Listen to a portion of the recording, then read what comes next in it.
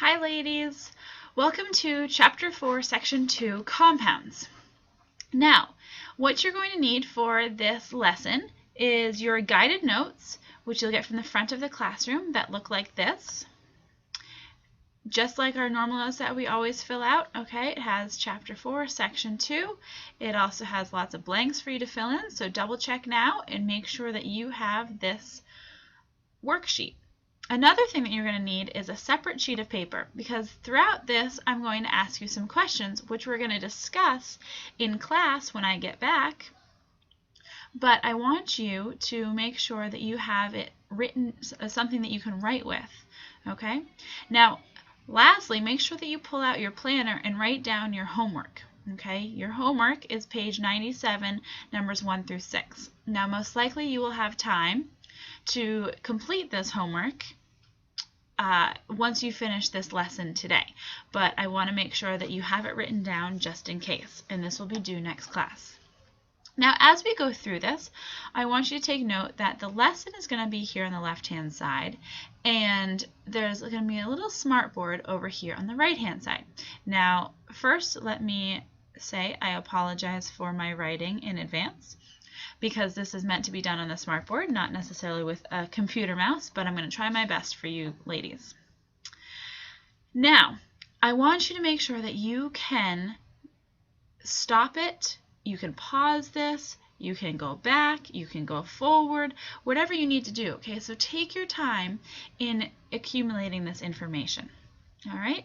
Now, we are going to begin, okay? The term to learn for this section is compounds. Last section we learned element and metal, non-metal, pure substance, metalloid, okay? But just one. We're going to see how they all come together in compounds.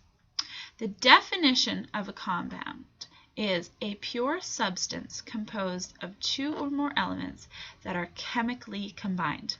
Now, I've underlined chemically because it's very important.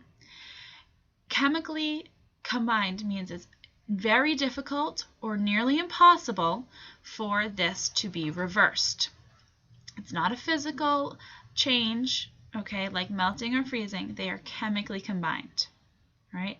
So in order to do that, it must go through a chemical change. That's how a compound is created. It also must form from two or more elements, okay? These atoms combine to form this compound, different elements, okay? So keep that in mind. This whole thing is considered a molecule. Now, if you'll turn your attention over here to the right-hand side, one of our most famous compounds that we know and love because it keeps us alive is H2O, or water, right? So our H2O molecule kind of looks like Mickey Mouse. It has two little hydrogen atoms, so these are both H's, okay, and they are attached to an oxygen atom. So as you can see, two different elements, okay? There are 3 atoms total in this element, this molecule,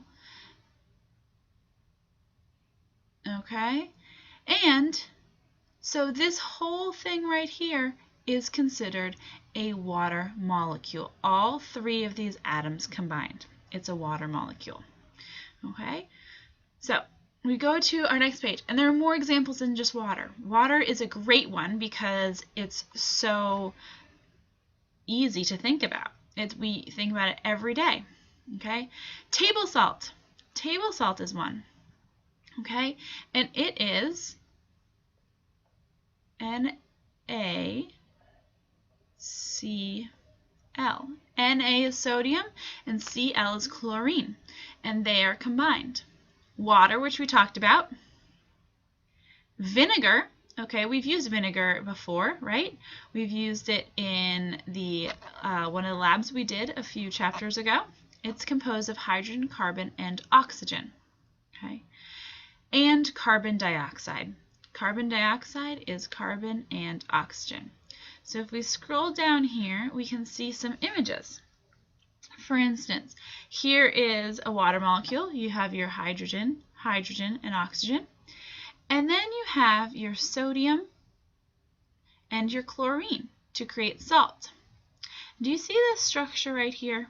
Okay, this is salt. Okay, this one little thing right here, just this, is the molecule of salt, but these are lots of molecules put together.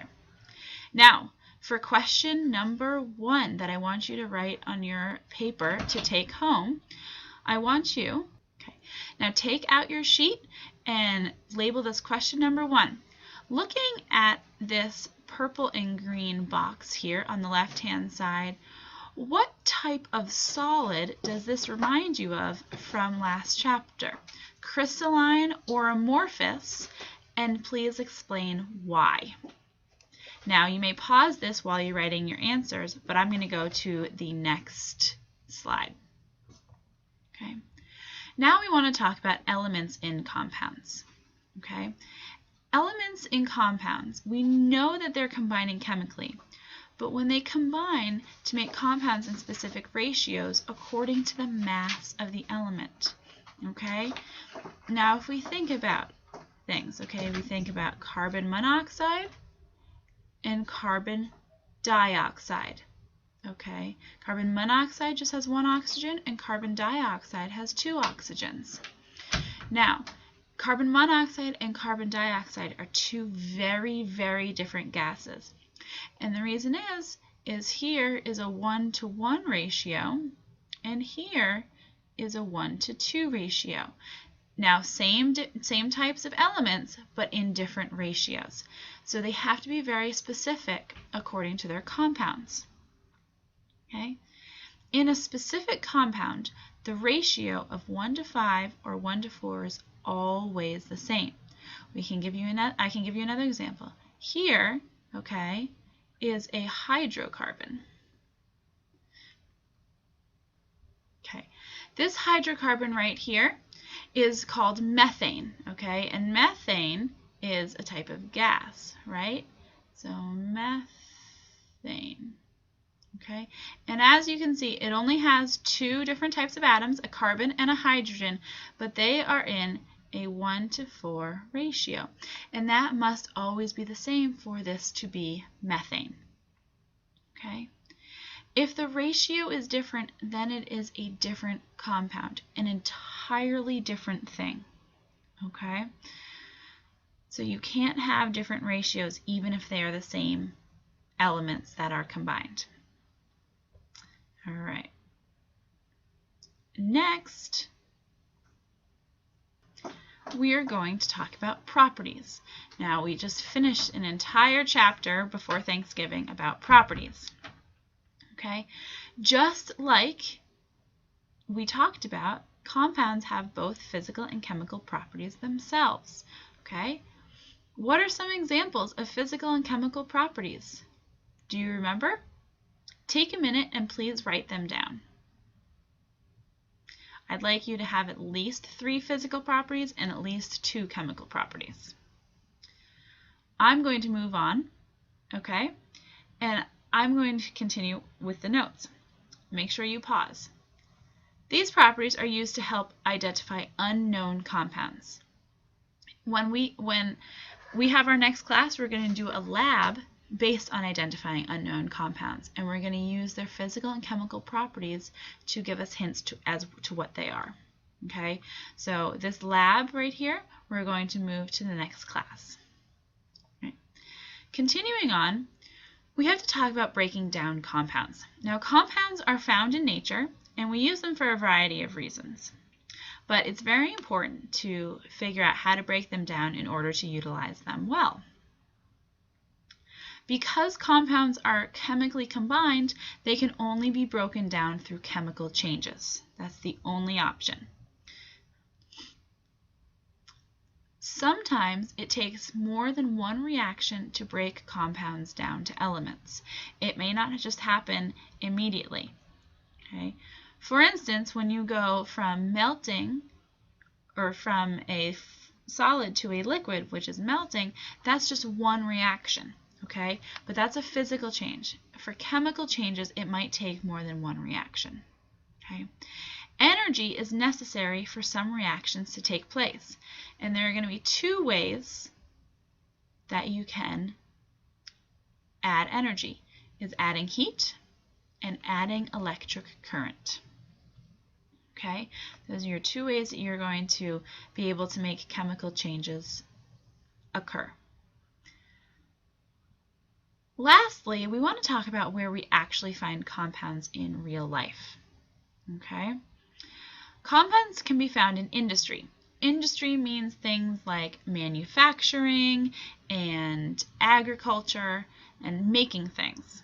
Okay, so aluminum is derived from aluminum oxide, which is a compound, and many fertilizers are made from ammonia compounds.